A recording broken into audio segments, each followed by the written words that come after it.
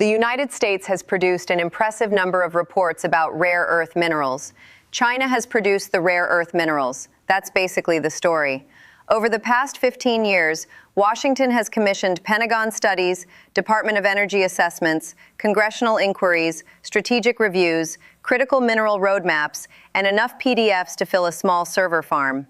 During roughly the same period, China quietly expanded mines, built separation plants, refined processing techniques, and tightened control over the supply chain that turns strange-sounding elements like neodymium and dysprosium into the magnets sitting inside modern civilization. And here's the uncomfortable arithmetic. China doesn't merely mine a lot of rare earths. Depending on the specific mineral and stage of processing, it controls around 70% of global extraction and close to 90% of processing capacity.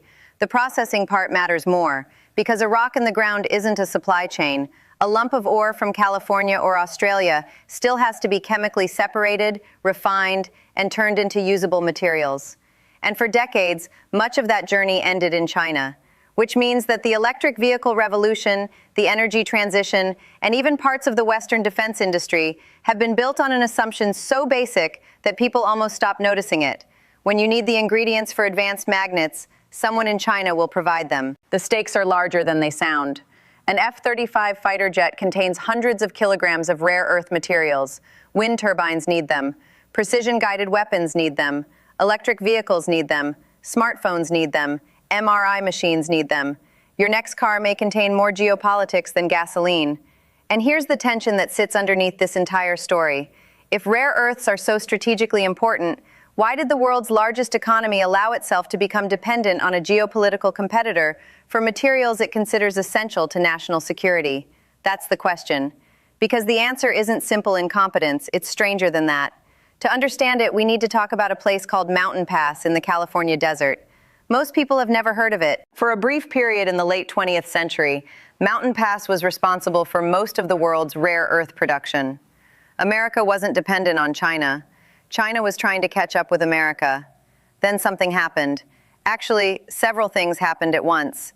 Environmental regulations tightened, prices fell, processing became expensive and politically unpopular. Investors looked at the numbers and decided there were easier ways to make money.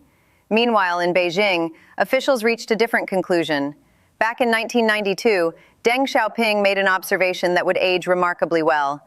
The Middle East has oil, China has rare earths. At the time, it sounded ambitious. Today, it sounds descriptive. Because Beijing treated rare earths not as a commodity business, but as a strategic industry. Provincial governments provided support, processing capacity expanded, technical expertise accumulated. Entire industrial ecosystems grew around these minerals. And industrial ecosystems are sticky things. Once they form, they become difficult to replicate. You can reopen a mine. You cannot instantly recreate 30 years of chemical engineering expertise, suppliers, technicians, and processing facilities. This is the part people often miss. The dependency didn't appear overnight. It formed gradually through thousands of decisions that all made perfect sense individually. Mining is dirty. Processing is expensive. Environmental opposition is fierce. Importing the finished product is cheaper. One decision becomes 10 become 100. Then one day you wake up and discover that the ingredients required for your fighter jets and green energy transition largely come from somewhere you increasingly describe as your principal strategic competitor. History has a dry sense of humor. The same countries trying to reduce dependence on Chinese manufacturing are discovering that the first step toward doing that requires buying materials from China. And there's another number we need to keep in the back of our minds: 48. That's the approximate number of years it can take, in some cases, to discover, permit, finance, and fully develop a new mining project in the West. We'll come back to that number later, because if the supply chain problem took 30 years to create, the solution may take longer than politicians are comfortable admitting, and that changes the entire conversation. The rare earth story is often told as a mining story. It isn't. It's a chemistry story. Take neodymium. On paper, it's just one of 17 rare earth elements. In practice, it's one of the reasons modern technology is compact. Combine neodymium with iron and boron, and you get incredibly powerful permanent magnets. Add a little dysprosium, and those magnets can keep working at high temperatures inside an electric vehicle motor or a missile guidance system. That magnet might begin its life in a mine in Australia. Then it gets shipped for separation, then refined, then turned into metal, then into an alloy, then into a magnet, then into a motor. China dominates almost every one of those steps. People hear 70% of mining and think that's the problem. The bigger issue is what comes afterward. If tomorrow the United States somehow doubled its mining output, it would still face a bottleneck because refining and magnet production are concentrated elsewhere. It's a little like discovering you have plenty of wheat, but no flour mills, bakeries, or truck drivers. The grain isn't the issue. The ecosystem is. And ecosystems take years to build. Remember Mountain Pass. The mine never disappeared entirely. It reopened. Production resumed. Yet for years, a large portion of its concentrate was still shipped to China for processing. That's the strange loop at the heart of this entire situation. America had rare earths, but often needed China to turn them into usable products. Industrial dependence can become almost circular. Then came 2010. Most people have forgotten it. Japan hasn't. After a maritime dispute near the Senkaku Islands, shipments of rare earth materials from China to Japan were disrupted. Beijing never officially called it an embargo, and the legal details remain debated, but the message was understood around the world. Supply chains can become leverage. Governments suddenly realized that a material most people couldn't pronounce could influence diplomacy. Reports multiplied. Again. One of the darker jokes in geopolitics is that democracies are excellent at diagnosing problems. Treatment sometimes takes longer. To be fair, Washington wasn't asleep. The Pentagon began funding domestic processing projects. The Department of Energy launched initiatives under the Critical Materials Institute. Congress passed measures to encourage domestic production. Companies like MP Materials and Australia's Lynas began investing heavily in non-Chinese processing capacity. All of that matters, but the clock matters too. China wasn't standing still while everyone else was drawing roadmaps. In December 2023, Beijing banned the export of certain rare earth processing technologies. Not the minerals themselves, the know-how. That's important, because it reveals how China sees this competition. The mines matter. The intellectual property matters more. A country can buy ore. Buying 30 years of accumulated processing expertise is harder. Let's zoom in on one company. Not a giant state-owned enterprise. A Japanese magnet manufacturer called Proterial, formerly Hitachi Metals. After the 2010 supply disruptions, Japanese companies spent years reducing their dependence on Chinese supplies. They redesigned motors to use fewer rare earths. They diversified sources. They stockpiled materials. The lesson wasn't that dependence was impossible to escape. The lesson was that escaping it was expensive, very expensive. And that cost eventually lands somewhere, in higher prices, lower profits, government subsidies, or taxpayer-funded industrial policies. There is no free strategic autonomy. Someone pays, usually everyone. This is also where the climate transition collides with geopolitics. The International Energy Agency projects massive growth in demand for critical minerals because of electric vehicles, batteries, renewable energy systems, and power grids. In many net zero scenarios, demand for some rare earth elements rises several-fold over the coming decades. Think about what that means. The world wants millions more electric vehicles, millions more wind turbines, more advanced weapons, more data centers, more robotics. All of those trends increase demand for materials whose supply chains are already concentrated. You can see the tension building. Countries are trying to de-risk from China while simultaneously pursuing policies that increase dependence on materials China currently dominates. Both objectives are real. Both are politically popular. They also pull against each other. I keep coming back to that because it feels like one of the defining contradictions of this decade. And there is another layer people rarely discuss, the environmental one. Rare earth processing can generate toxic waste and radioactive byproducts. For years, wealthy countries were happy to consume the products, while much of the environmental burden sat elsewhere. That arrangement was economically convenient. It was also politically convenient. Rebuilding domestic supply chains means confronting a question that no strategic document can answer on its own. How much environmental cost is a country willing to accept in exchange for industrial independence?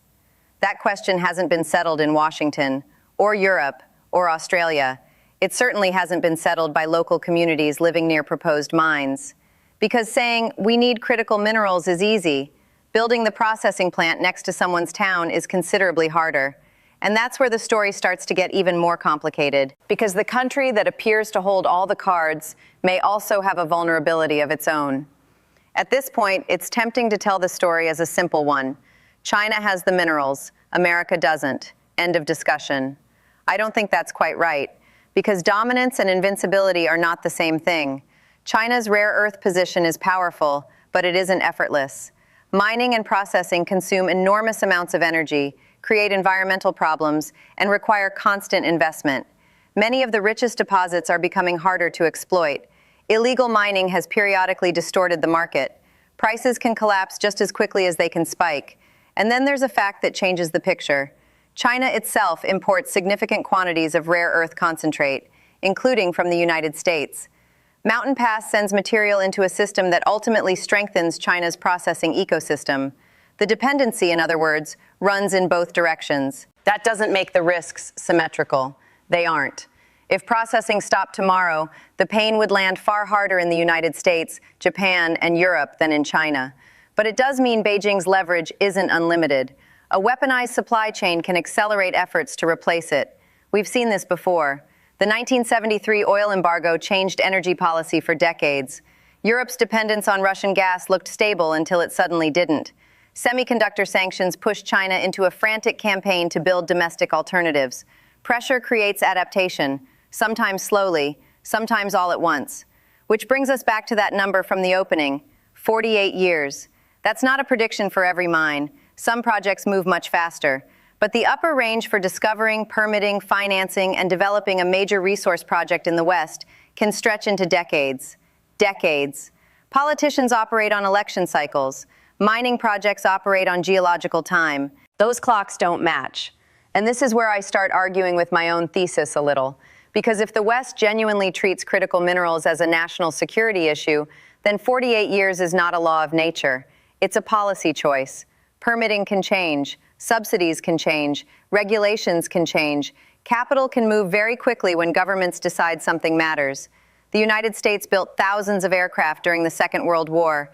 It developed the atomic bomb in less than 4 years. Industrial systems can move with astonishing speed under enough pressure. The problem is that democracies usually need a shock before they act. And maybe that shock is already happening. The Inflation Reduction Act, the European Critical Raw Materials Act, Japan's strategic stockpiles, Australia's processing investments, these are not isolated initiatives. They're pieces of the same realization. The age of assuming global supply chains will always function smoothly is ending. A world organized around efficiency is becoming a world organized around resilience. Those are not the same thing. Resilience costs more. Products become more expensive. Redundancy gets built into supply chains. Factories are duplicated.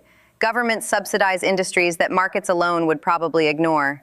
The old system optimized for price. The new one optimizes for survivability. And here's the reversal. China's dominance in rare earths may end up accelerating the very diversification that weakens its long-term position.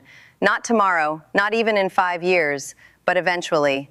Every major customer now has an incentive to build alternatives. Every defense ministry has a reason to stockpile.